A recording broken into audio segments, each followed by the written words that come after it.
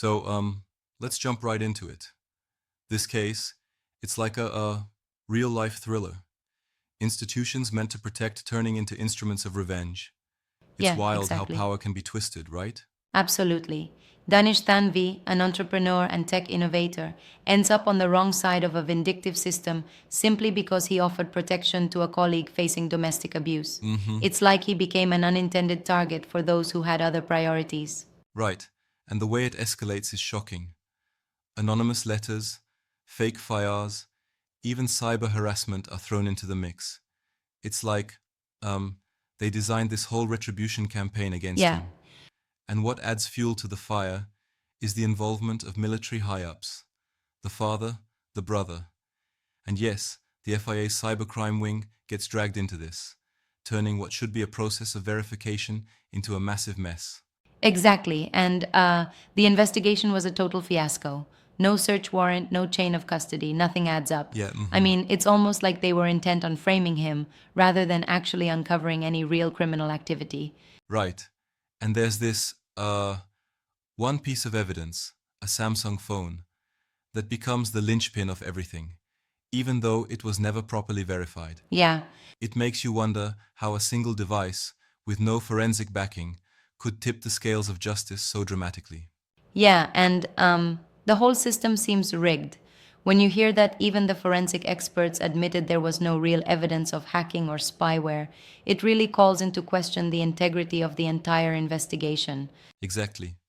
And it gets even more interesting, or rather disturbing, when you consider the power dynamics. Uh huh. Behind the scenes there was military pressure, judicial coercion, and direct influence used to push the case forward. That's a huge red flag about systemic abuse.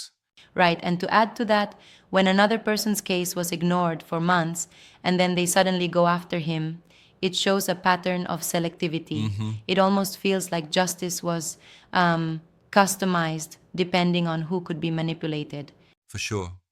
And the court eventually, on May 22nd, 2025, saw through the contradictions and acquitted Danish Thanvi based on the lack of admissible proof. It's like the legal system only corrected itself after years of torment. Yeah, exactly. But the personal and financial damage, that can't just be erased with a ruling. Absolutely. It's an enduring reminder that when power is abused, even the idea of justice gets buried under influence and, selective enforcement. Right. And while the verdict restored his dignity legally, the scars, both personal and societal, remain. Also, I have to, respectfully challenge one thing. Some argue that maybe some of the evidence was mishandled inadvertently, rather than maliciously. But given the widespread inconsistencies, it seems deliberate. It's a tough Yeah, I call, get that. but the scale of fabrication in this case is hard to believe was just a mistake. I agree. It's a stark illustration of how power, when misused, can transform the very pillars of legal protection into tools of vendetta. And that's a Mm-hmm. call to all citizens to demand accountability and reform. Exactly. It's about ensuring that institutions don't become weapons.